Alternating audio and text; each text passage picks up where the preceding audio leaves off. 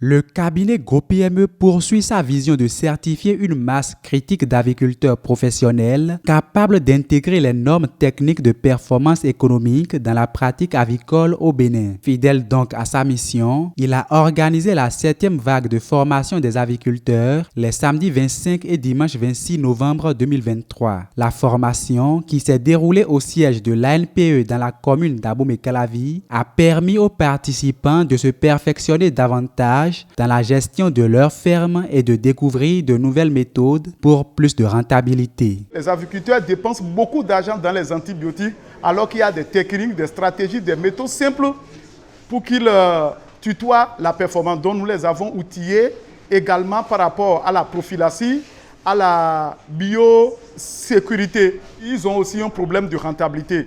Aujourd'hui, ils sont capables de calculer, d'évaluer le coût de production d'un plateau d'œufs et de pouvoir fixer le prix d'un plateau d'œufs, calculer le bénéfice d'un plateau d'œufs. Afin de réduire de façon considérable les dépenses d'antibiotiques et les pertes énormes, cette 7e cohorte d'aviculteurs qui bénéficie de l'assistance de GoPME est formée spécialement sur comment pratiquer la prophylaxie bio.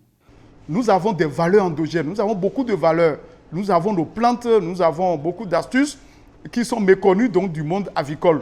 Nous avons préparé un bonus spécial pour dire à partir de nos plantes, ils peuvent réussir la prophylaxie médicale plutôt que de recourir constamment aux antibiotiques qui des fois va jusqu'à 5-10% des charges d'exploitation. Dans un contexte économique où le marché est de plus en plus inondé par les œufs importés, GoPME se préoccupe beaucoup plus de l'autonomie financière des participants, en prélude notamment à la mesure d'interdiction de l'exportation de certains produits surgelés dès 2024. Il s'emploie à doter chaque aviculteur des outils pour réduire le coût de revient et d'un plan d'affaires crédible qui puisse lui servir à lever des fonds auprès des institutions de microfinance. Une initiative salutaire, à en croire le responsable du service financier décentralisé à l'idée. C'est une bonne approche d'abord qui consiste à former les participants, les promoteurs agricoles avant de les envoyer vers les institutions de microfinance pour financement.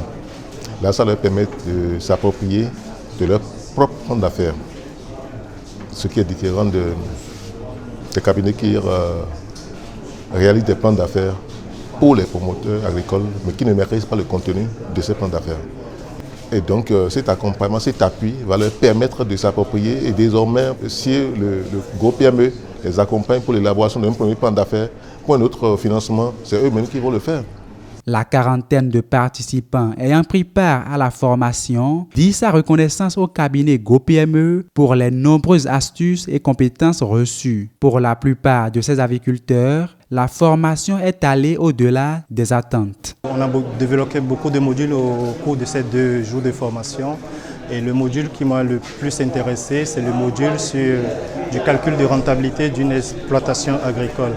Donc on a calculé tout ce qui est charges d'investissement, charges quotidiennes, achat de proventes, achat de tous les éléments, des équipements pour pouvoir calculer la rentabilité d'une installation agricole. Cette initiative est une très belle initiative que nous encourageons et nous avons beaucoup appris.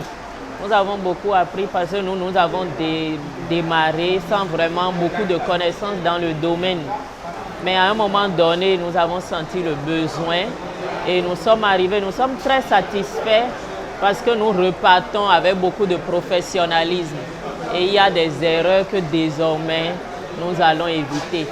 Grâce à cette formation aujourd'hui, je peux réagir sur les normes d'installation qui sont très importantes parce que c'est le fondement de la conduite d'une aviculture sous forme moderne. Ensuite, je peux aussi réagir sur l'alimentation. Et l'alimentation représente quand même plus de 70% de l'investissement dans la mise en place d'un programme d'aviculture.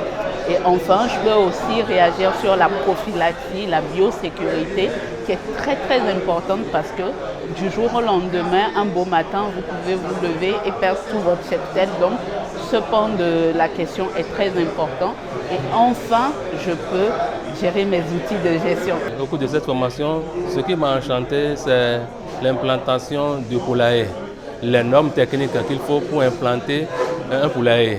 Les dimensions à respecter, la base, l'interno et tous les éléments accessoires pour faire un poulailler digne de ce nom, pour donner la bonne santé au poulet à élever. Aujourd'hui, par rapport à ce qui pointe à l'horizon, il faut être un vrai professionnel pour pouvoir produire en termes de qualité. Par rapport au formateur, personnellement, il est à la hauteur de nos attentes. C'est une personne ressource, moi je pense, pour ce domaine, parce qu'il maîtrise son travail, il connaît son travail et franchement, il parle avec des preuves et c'est convaincant. En plus des riches conseils prodigués par le directeur exécutif de l'institution financière Alidé, les aviculteurs ont également appris à formuler et à fabriquer l'aliment de leur cheptel eux-mêmes en tenant compte des paramètres techniques pour avoir de gros œufs grâce à une méthode dénommée GPLA.